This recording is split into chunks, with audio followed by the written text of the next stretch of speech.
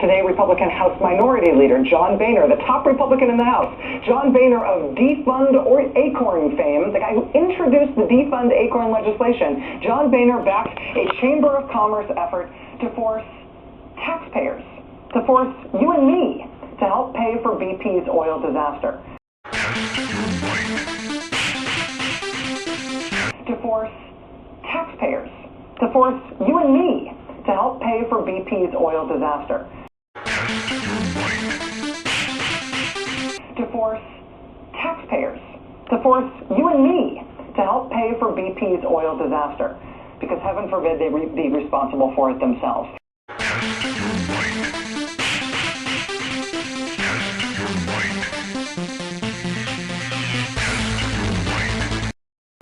Here's Republican Congressman Don Young of Alaska and his take on the BP oil spill.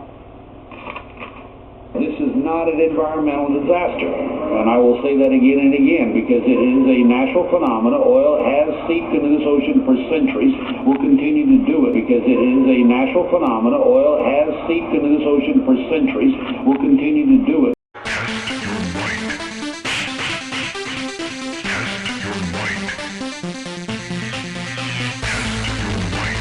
Because it is a natural phenomenon. Oil has seeped into this ocean for centuries, will continue to do it, will continue to do it.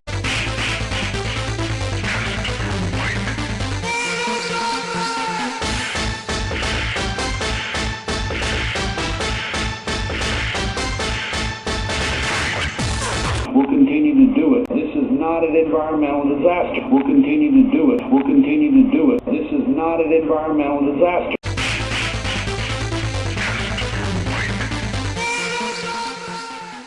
We'll continue to do it. We'll continue to do it. Is this an environmental disaster? No. Did you hear about Acorn, though? This year, in the wake of the big Defund Acorn effort, Acorn has received exactly $0 in federal contracts. Kill them. $0. So far this year, and it's only June, BP has received $837 million in federal contracts.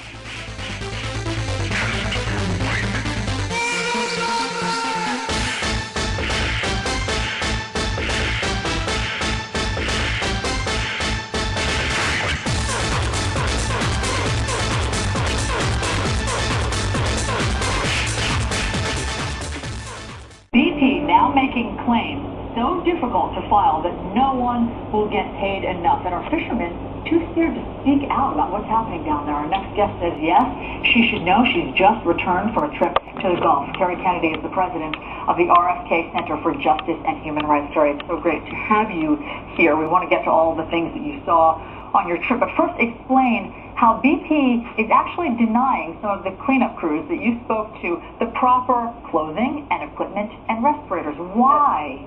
In all three states that I visited, fishermen said that when they went out to work on the cleanup, that if they tried to bring respirators, they were told that that is unnecessary equipment and would only spread hysteria.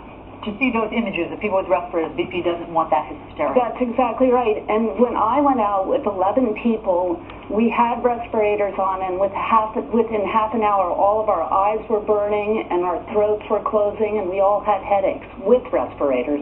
So why'd you go down there, and what do you want people to know about your trip and what you witnessed? Well, what we were doing, we're with the Robert F. Kennedy Center for Justice and Human Rights, and we were looking at the human rights issues that people there are facing, especially in the wake of Hurricane Katrina. So there are basic human rights issues, the right to access to information. BP still will not say what the chemical makeup of the dispersants are, so that healthcare officials and victims can know why they're sick and what's going on with them.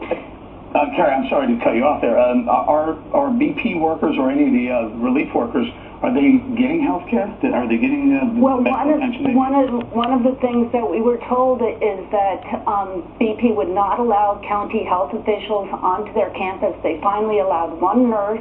they told workers that if they became sick, the nurse could only give them a Band-Aid or an aspirin, and if they really felt sick, they had to go to the BP doctor. So BP has complete control over the health care of those workers and what's happening. And no government health care down there at all? Well, there is government health care, but these are for the workers, and the workers are concerned. This is the only job in town, and if they go outside of what BP tells them to do, they might lose the only job they could get. And you talked to many commercial fishermen about that, wanting to secure their jobs, and about the claims.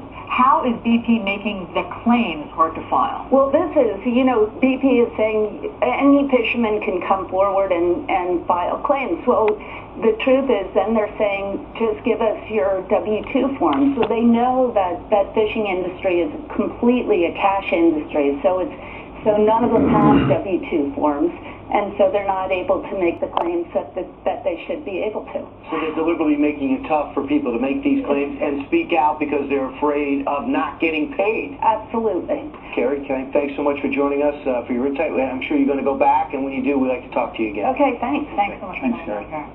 All right, coming up, it's an American tradition. Got your toothpaste. Oreo chewing toothpaste. Very good. That's right. Make Oreo your child's first toothpaste. It has great flavors and it's fluoride-free, so it's safe to swallow. Fluoride-free, so it's safe to swallow. Fluoride-free, so it's safe to swallow. But Rob Damaris has been concerned for years about what's in the supply he gets from China. The residue you see here is what won't dissolve when he puts the fluoride powder in the water. What is that? We don't know. You have no idea what's in there? I don't know what it is. It's not soluble. It doesn't appear to be sodium fluoride, so we're not quite sure what it is. Damaris says the residue clogs his machines and makes it difficult to get a consistent mix. The water in Amesbury is supposed to have fluoride in it. The Department of Public Health says more than 650,000 customers in 44 communities are getting the product in question. But despite those concerns, we want to be clear, both state and federal health officials tell Team 5 Investigates Chinese fluoride is safe. Fluoride-free, so it's safe to swallow. Fluoride-free, so it's safe to swallow. Fluoride-free, so it's safe to swallow. Orajel, what moms want and kids love. For the City Council of New York, which just passed a new benefits package for the horses that pull the carriages in Central Park. The four-legged employees will now get guaranteed 5 weeks vacation, new health benefits, and also mandatory regulated breaks. Unfolds live here on Happening Now. A Texas man crashes his light plane into an IRS building in Austin, Texas.